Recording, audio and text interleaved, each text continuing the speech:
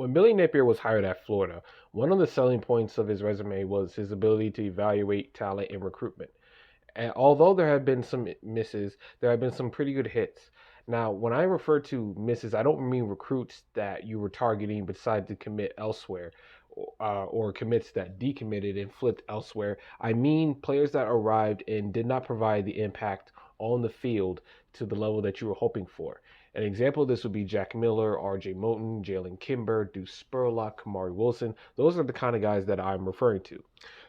The players that did arrive on the team and did provide impact to the on the field are guys like Ricky Pearsall, Trevor Etienne, T.J. Searcy, Eugene Trey Wilson, Kobe Collins, Jordan Castell, and even Graham Mertz, who some Florida fans are not happy when he chose to commit to Florida in the transfer portal, myself included. But of course, after the year was over, I will say Mertz played above my expectations. Now that brings me to this year's freshman class. Florida's 2024 recruiting class was at one point ranked in the top five across several recruiting evaluation sites: ESPN, Swamp 20, 247 Sports, On Three, Rivals, that sort of thing. Um, and fast forward to the middle of the season, Florida defeated South Carolina on the road to become 5-2 before the bye week. So optimism was high based on the way Florida's season was starting to look like, and how it looks like as if they're going to be able to keep their recruiting class together. That was the morale. But sadly, it would fall right back down to earth as the Gators would lose five straight to not only miss a bowl game for the first time since 2017, but to earn a third consecutive losing record, which is the first time they have had such a feat since the 1940s. To add insult to injury, their once top five, actually top three, going into 24/7. According, their top five class deteriorated after losing Xavier Filsaime, Ardarius Hayes, Jamonte Waller, Nazir Johnson, and Wardell Mack in the process. This would turn Billy Napier's potential hot seat into an enraging inferno. So this prompted Coach Napier to make some preemptive, possibly last-ditch changes to the infrastructure of the program that he had once instilled in year one.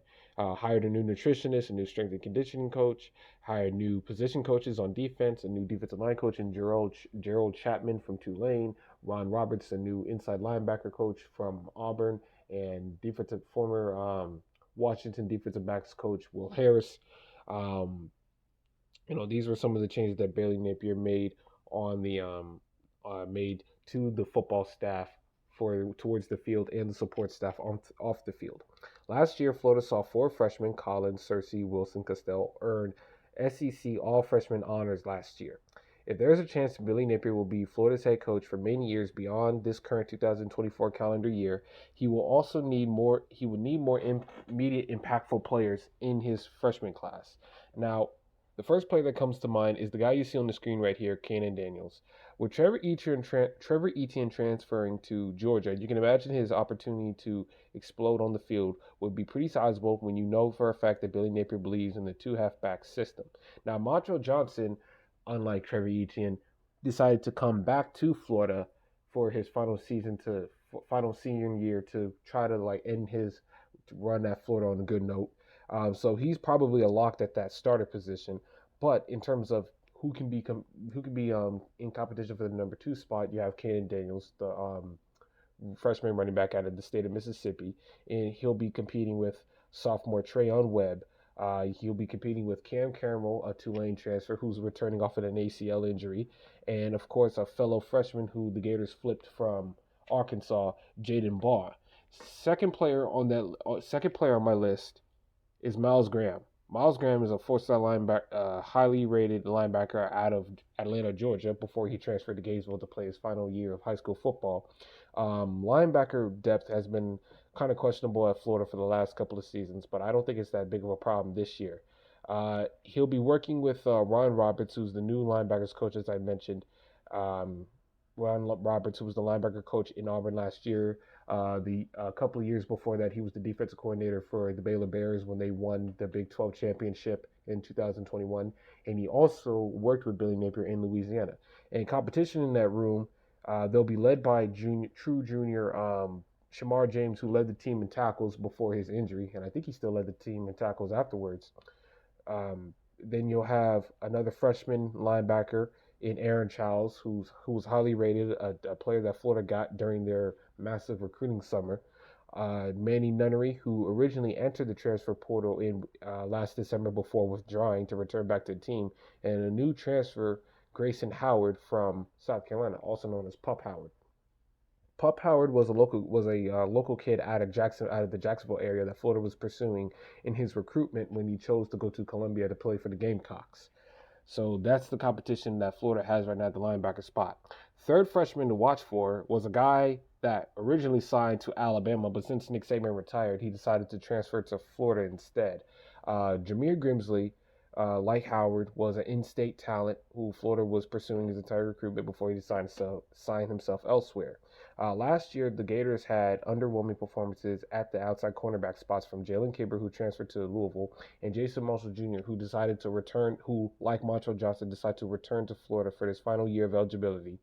And Jason Marshall Jr. did not play well outside at corner throughout the first part of the year, but towards the end, when Florida decided to move him to inside, you saw a little bit more. You saw a little bit more playmaking and a little bit more flash of talent from Jason Marshall. So it'll be interesting to see how his role plays in.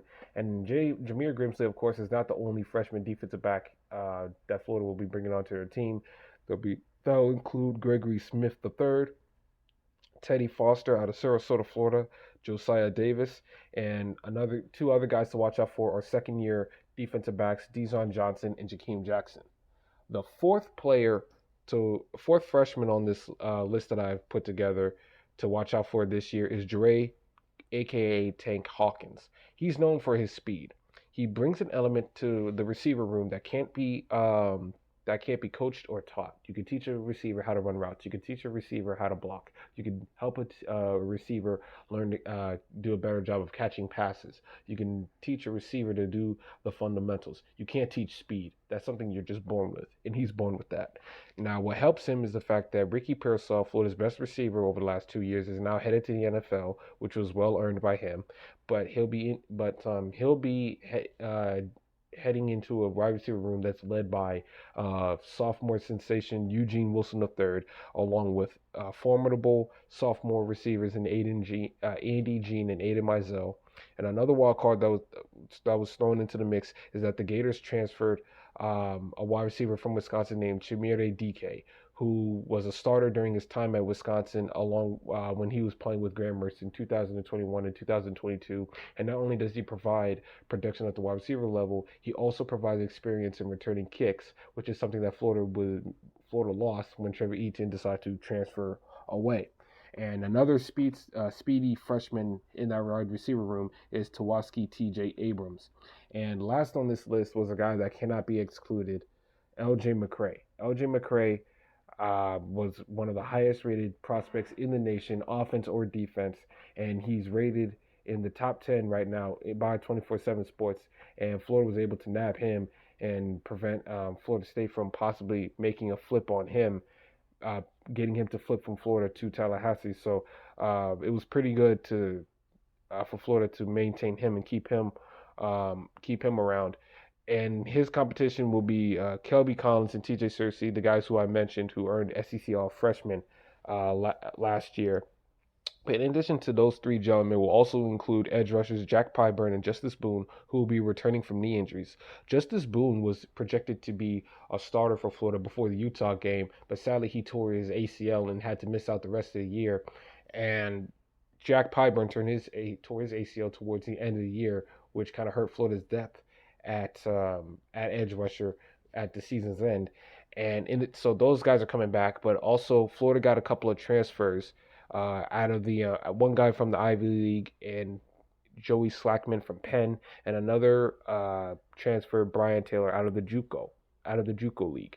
Joey Slackman was rated as the top Ivy League prospect that was in the transfer portal when he committed to Florida, and Brian Taylor was rated as one of the highest prospects coming out of the JUCO League. So, and before you may laugh at the fact that he's coming out of the JUCO League, look at what Jerry Verse did for the Florida State Seminoles last year. So, and to leave it off of LJ McCray, his talent is something that will probably just get him on the field alone. He probably won't get a starting position because I'm sure the staff is going to make him earn that.